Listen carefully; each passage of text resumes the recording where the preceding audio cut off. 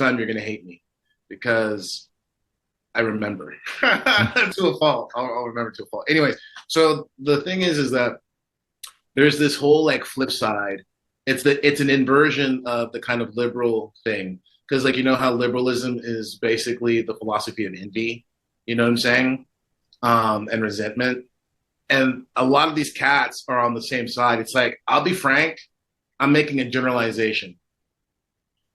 Um, but a lot of the, like what I find, generally speaking, is that cats who have actually been through stuff, who have seen some horror in their life, they don't really get stuck on that. It's usually the cats who are like, forgive me, but they're the kind of like they are the inverse of the woke cousins that they hate.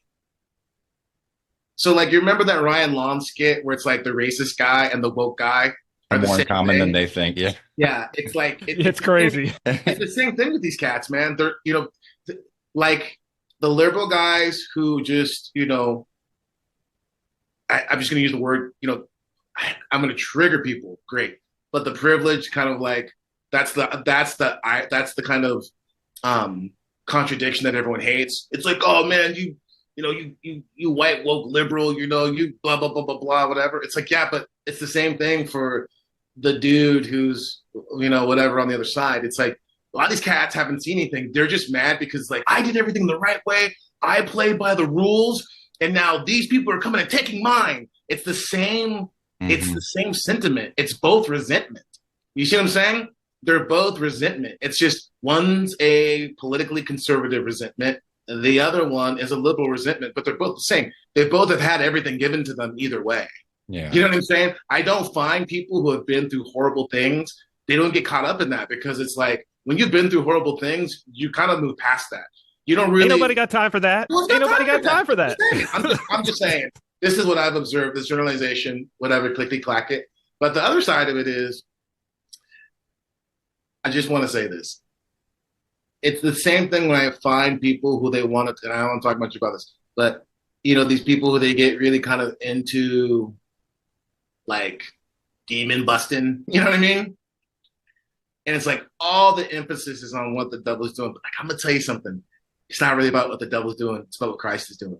Because your It's not attention. really about trying to break up the devil's chains. It's about like trying to bring the healing of Christ. You know what I mean? Like the ministry of exorcism isn't about like, oh man, like demon hunter fool. Like it's like that video, right? It's not the guys like, I'm a bust on the demon. Oh yeah. It's not that. It's not that, right? Oh, don't be scared now, right? Yeah.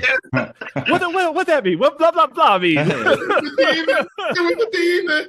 Yeah, it's not that. It's like the power is in Jesus Christ, Him crucified and resurrected. You know what I'm saying? That the power is in the purity of our Holy Lady, the Mother of God. That the power is that Lucifer was a seraphim of the highest rank, and God used Michael, an archangel of the lower ranks, to undo him. Snap. Okay. That's legit. I Okay. mean, like, I don't know if anyone's ever thought about that, but like, I haven't. Michael's That's not a seraphim; he's an archangel, right? And that's not an accident, right? It's so this is what it's about, and that's what we need to be about. We need to be about it. We need to, and that's what the thing is like. Who's in this thing for real, right? Who's really in this thing for real? Are you really here because of you? Your eyes have been opened and you see the beauty and the brilliance of God and his mother, right? Or are you here because again, like this is you want to fight the people who took away your you know what I mean? Your 401k and took away like all made it to where like, hey, I hate the fact that I can't send my kids to the library too. I hate that. I mean, don't get me wrong, I'm all about hating that stuff too, but it's like that's not the whole story. You know what I mean? That's just the appetizer. That's the artichoke dip. yeah. Yeah, let's move on to the steak. But also it could totally become like a form of worship too, right? If you're just like into the demon busting, if your attention's all on the devil, isn't that kind of like worshiping the devil just a little bit? I mean, he wants your attention, and this is I think another thing people don't realize is like that's part of the problem with the outrage. And look, it's an art. I mean, early on, people would get they'd have their words with us about being full of it and all that stuff because well, what else am I supposed to do? But it's like that's why the Saints are so gnarly, is because they carry that tension. It's like what I always maintain. Who's the better athlete? Who's got the better body? The gymnast, the power lifter, or the marathon runner? The power lifter, like that, he's strong, but you know what I mean? He can't even scratch his back. The marathon runner is lean and everything, but like, but the gymnast, right? Balancing, the ability to balance and to maintain that tension, that is what develops the physique to its pentultimate, right? So that's the same thing with the spiritual life, is the balance and not going to the left or the right. Again, old habit, old path, whatever. But that's the thing. And in this climate, especially because let me just kind of like sit in the mud a little bit with some people. Like, I'm all about overlooking some things. We've talked about this. This is one of the big comments people made when we were talking about baloney a couple years ago. But it's like, yeah, who's the perfect candidate? People were mad because it's like, at least she's standing up for like family values and all that stuff. And like, I get that. Are you talking about the Italian prime minister? Yeah. Okay. Yeah. Oh, Like, and Father, can we just point out though, in this recent video of the G7 where Biden wanders off, the one that they were like, that's a cheap fake. Can we just note who goes and saves him? Like very slickly, like makes it look like, and brings everybody over, and like very quickly is trying to cover up. It's her. She's trying to cover up for Biden. it was baloney.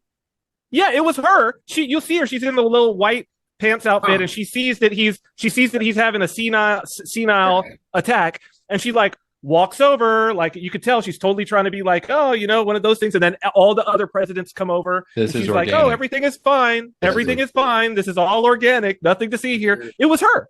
That's interesting. So after all that, it's like, no, well, dude, come on. Here you go. What do you want? Yeah. I mean, the thing I want to kind of get in that too is like, hey, I know everyone's going to get really pumped, whatever.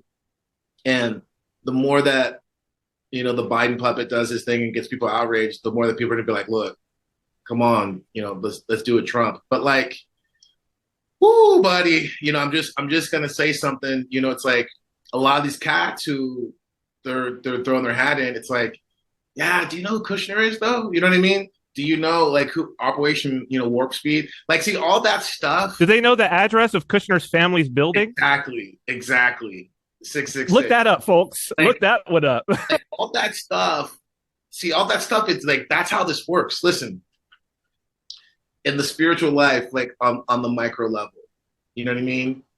Hey, I'm a Christian guy. I'm Orthodox. I'm a catechumen. I'm Orthodox. I got baptized in 21. I'm Orthodox. It's like, I hate the wokes. I'm Orthodox. I'm making sure there's no ecumenism here.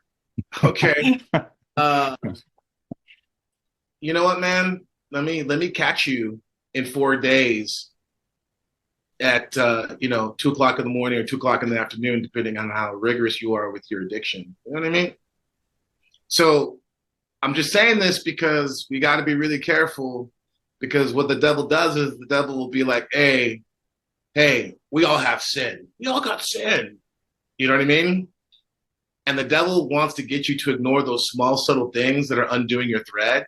He wants you to look at the outrage out there and just, let him know what's right. Tell him, Jimmy, get on that keyboard and make sure you like tell everybody on X what the thing is. But the whole time, what's Jimmy doing? We all know what Jimmy's doing. You know what I mean? No. And so I really am a big proponent of, if you clean up your front yard, or actually your backyard, in Jimmy's case, if you clean up your backyard, this is where you'll be able to have your prayers get further than the ceiling. You know what I mean? This is where your orientation, right? It's like, let's talk about another great saint, Saint Eutychius, or Saint Eutychius, depending on, what kind of Anglophile, pronunciation one use. The Great, right? One of my favorite saints, and he has this whole thing where he had the ability to turn invisible. I've talked about it before, I think, but at one point in time, he's bit by a poisonous viper, and he just looks at the wound, kind of looks up and like looks and just knocks it off and just kind of keeps going. Poisonous viper. You know what I mean? I think this is the thing of, what can we take from that? Well, we don't pay attention to the wound inflicted by the enemy. right? This is the same with Perfidios. Don't focus on what the devil is doing. Open a little aperture of light, a little pinhole, right? And this is part of the thing is when people do that, what happens is it's not so much that you become, because I'm not a kumbaya guy at all, right? It's like I feel like for every 200 episodes or 200 hours we talk, it's like we got to have one of these where it's just kind of like getting back to center. You know what I mean? Mm-hmm. Because it's all about I love calling out the stuff, whatever. That's great. Watchmen on the Wall, all the good stuff, right? But this has to be at the center of it. And I guess the thing I'm trying to say is more importantly, this is where you get to say something. Remember, this is the big thing for me. It's like I was like, well, if I'm gonna say something, right? Like I can only say something if I'm actually, doing the thing. You know what I'm saying? You can only really have something to say if you're, you can't just like talk the talk. You got to walk the walk. And I think if people kind of keep that ethos, why else would you be consuming so much content? Think about it. Just let's stop and think about it. What is the point of you consuming hours of content, quote unquote, orthodox content, if you're not actually going to apply it? I mean, really? Yeah.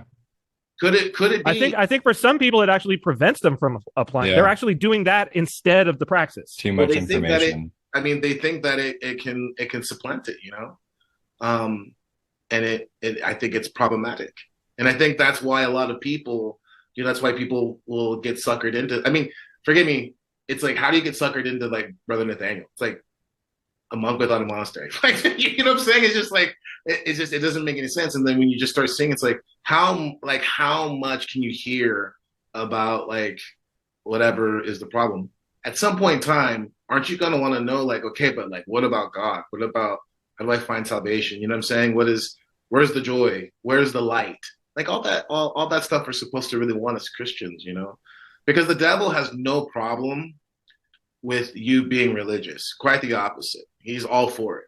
He wants you to just, because the more that's the big thing, right? Orthodox Christians have been vanguards in regards of media. I think we talked about this before, right? I mean, some of the first podcasts were Orthodox people. Really, truly. And that's great. But the thing is,